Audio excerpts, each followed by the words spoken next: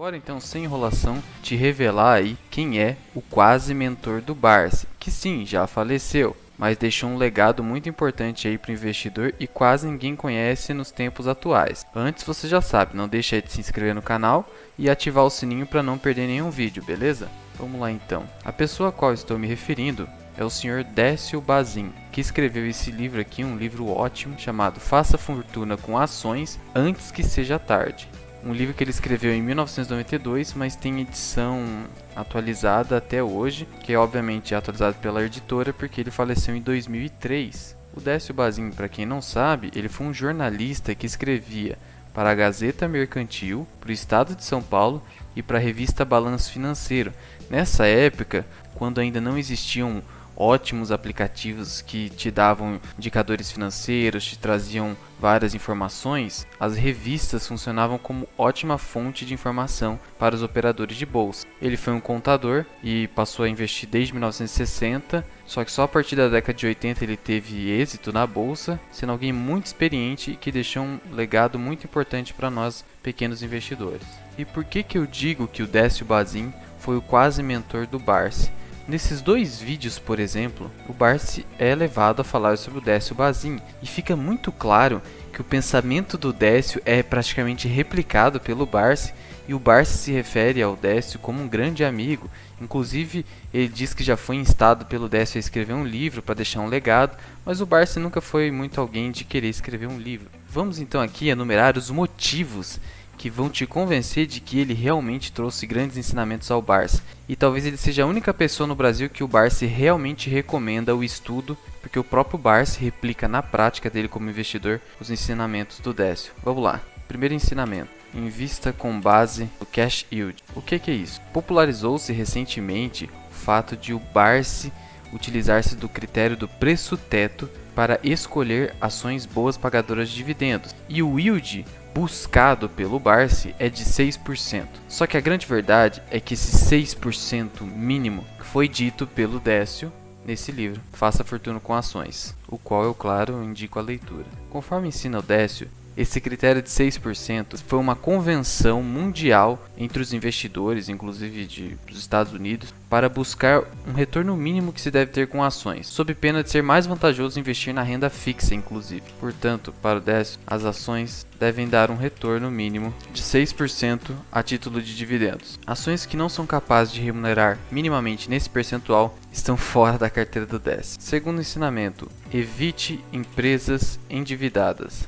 Embora o Décio não tenha deixado explícito o critério objetivo para dizer se uma empresa é ou não endividada, podemos considerar aí uma métrica de até 3 vezes o EBITDA. Portanto, se uma companhia superar esta métrica, fique de olho e muito cuidado, porque você sabe, empresas endividadas tendem a se endividar ainda mais no futuro, porque muitas vezes os juros superam os rendimentos. E aqui ele fala mesmo que sejam empresas inseridas no setor perene. Então, por exemplo, a Taesa hoje já está com 2 vezes o EBITDA, o que a gente já tem que ficar de olho. Terceiro ensinamento: não invista em ações apenas pensando em valorização. Para o Décio, essa ideia de que o investidor minoritário não tem capacidade de saber o que fazer com o dinheiro dos dividendos, por isso é melhor os lucros de uma empresa ficar dentro da própria empresa, essa ideia, na verdade, está subestimando o pensamento do investidor, como se ele fosse alguém que tivesse uma reduzida inteligência. Então ele critica isso e ele fala que não faz sentido você investir em algo que não lhe dá retorno econômico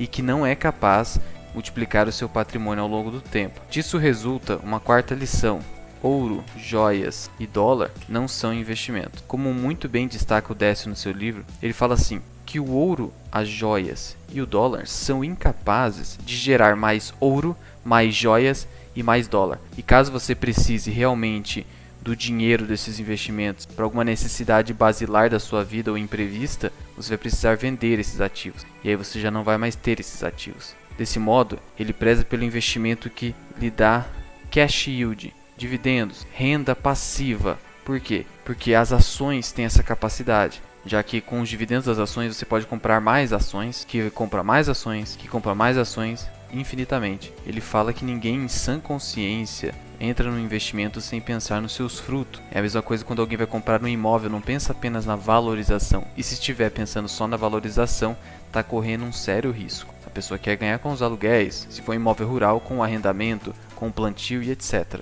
Quinto ensinamento: especulação só traz prejuízo. É óbvio, como o Décio tem o pensamento de investidor, seria praticamente impossível ele ser a favor da especulação, principalmente com mercado de opções, mercado futuro, operações alavancadas e etc.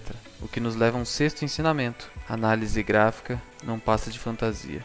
Para o Décio, a análise gráfica foi apenas uma criação humana dos tecnocratas ou daqueles que possuem tecnomania, como ele fala, para que o mercado financeiro não fosse um tédio, passasse a ser mais divertido. Para ele, a análise gráfica não prevê nada, já que o ser humano não pode prever o futuro. O que o ser humano pode fazer simplesmente é olhar dados históricos, dados do passado, e esperar que eles sejam replicados no futuro, mas não em operações extremamente ligeiras como day trade e swing trade, que são aquelas em que é utilizada a análise gráfica para tomar decisões de investimento. Todas essas ideias são do Décio, mas o Barsi replica-as de forma frequente sempre quando ele vai falar em público. É só você começar a reparar.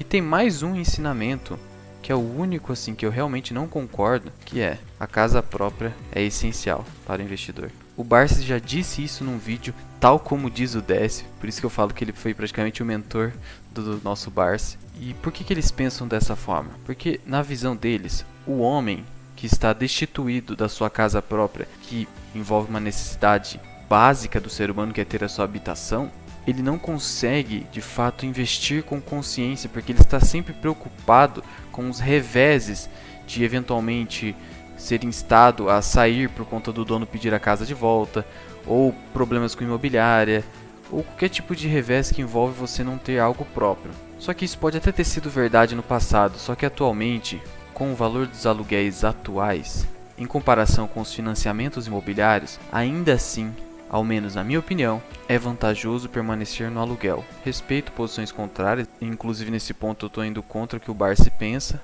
mas tudo bem, é apenas uma pequena divergência de opinião que não atrapalha nossas decisões nos investimentos. Eu gostaria também de trazer aqui algumas frases que o Décio elenca no seu livro que eu acho extremamente relevantes.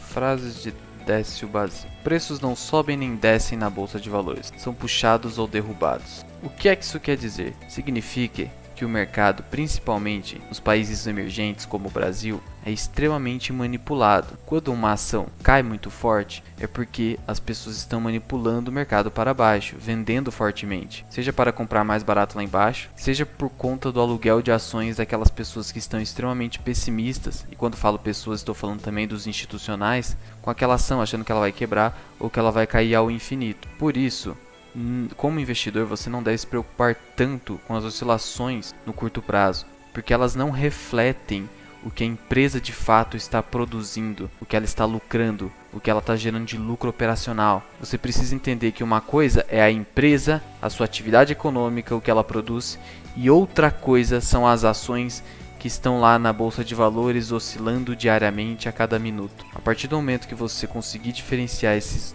dois pontos e agir de modo racional, você vai conseguir ter bastante êxito na bolsa de valores. Segunda frase: na bolsa como no amor, é melhor esquecer os maus momentos. O que ele quer dizer com isso? Que se você eventualmente errou numa decisão, ou se de alguma forma a sua decisão estava certa, mas ainda assim não produziu o resultado esperado, segue para outra. No mercado é assim, a gente mais erra do que acerta. Só que para ter sucesso você precisa que os seus acertos, que são menores, produzem um efeito muito maior do que os seus erros. Eis aqui a ideia de gestão de risco e tudo mais.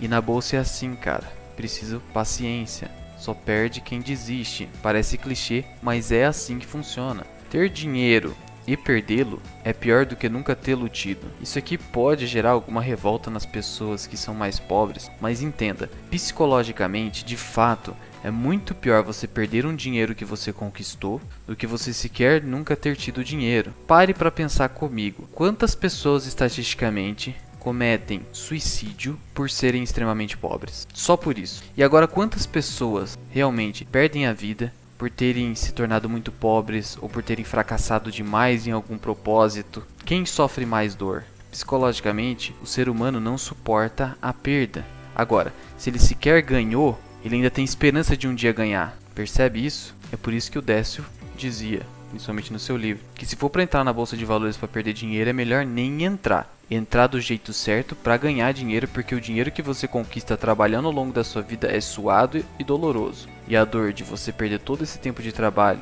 jogando na bolsa, entre aspas, é imensurável e pode sim causar grandes danos psicológicos em uma pessoa. Há duas coisas que incomodam na bolsa: os prejuízos da gente e os lucros dos outros. Isso aqui também é uma verdade. Pare pra pensar, quanto puto a gente não fica quando vê o outro ganhando dinheiro com uma ação que a gente não entrou por medo. E ao mesmo tempo, às vezes a gente tá numa ação que a gente acredita por estar barata, mas ela tá dando prejuízo.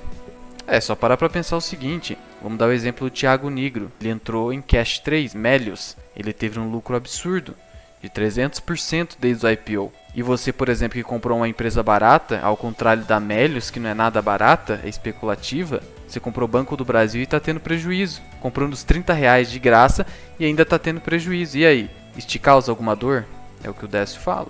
Mas como investidor você vai ter que saber lidar com isso. E é por isso que a gente tem que ouvir as pessoas que de fato são experientes na bolsa, como o Barça. E aproveite o máximo enquanto o Barça estiver vivo, porque de fato ele para mim é um gênio da bolsa pelo seu comportamento e alguém que está aí vivo podendo nos passar os seus ensinamentos. Extremamente valioso. E, melhor do que isso, não cobra por cursos, a não ser lá o AGF, mas daí é a filha dele que faz, e aí é outra história, né, pessoal?